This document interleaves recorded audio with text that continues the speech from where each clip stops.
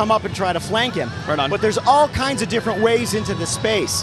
The design team at Lightbox and we like to think about this as a combat sandbox. Now, it's not open world, so you can't just hop in a Hawk and fly straight up through the sky and go into a space mission. It still progresses from environment to environment. But within a given environment, it plays very much like a controlled combat sandbox. Well, since we're talking about gaming 101, you know, you are in a Starhawk and you're flying towards space. As a designer, or your designers, how do you make it clear that, okay, sure you're in space, but there's a barrier? How do you make that realistic, or is it just something that you are expecting gamers to kind of accept and forgive? You know, I think there are a lot of things that the players just try to, they just accept because they're convention. So like reticles or health or maps, there's a layer of game that players look through. And map boundaries are needed because we want to keep a specific density of experience.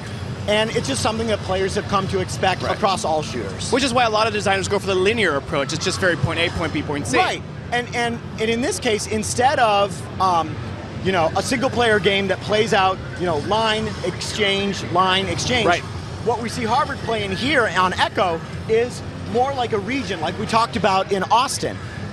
You know, Harvard could have, you know, snuck back around that whole canyon and attacked from a different way. Right. And then once he captures that rift, he can build all kinds of different structures and solve the combat challenge a ton of different ways. Right on. So this is still phase 1 of the mission. Oh, I got to show that.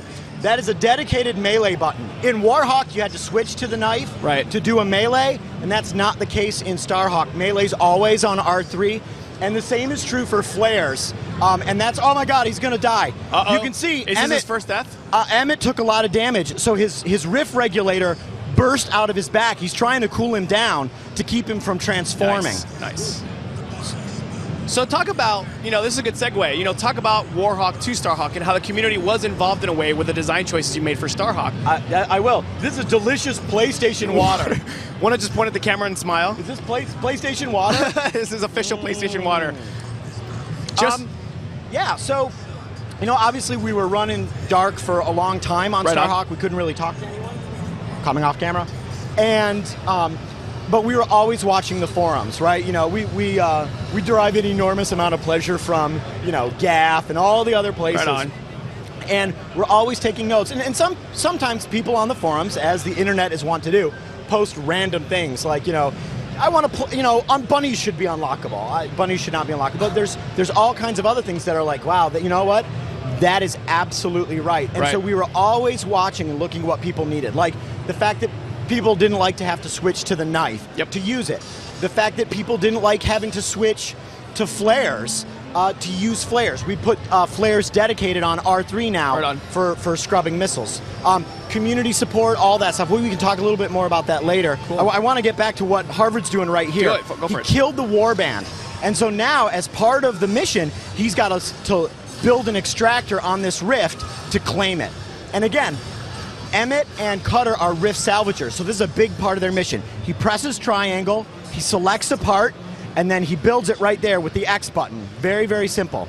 And in this case, that part can only be built on a rift, so it auto-snaps there. And you can see all in real time the new structure built. How challenging is that for that to happen all in real time? Well, I can't swear on live TV, but it's bleeping complicated.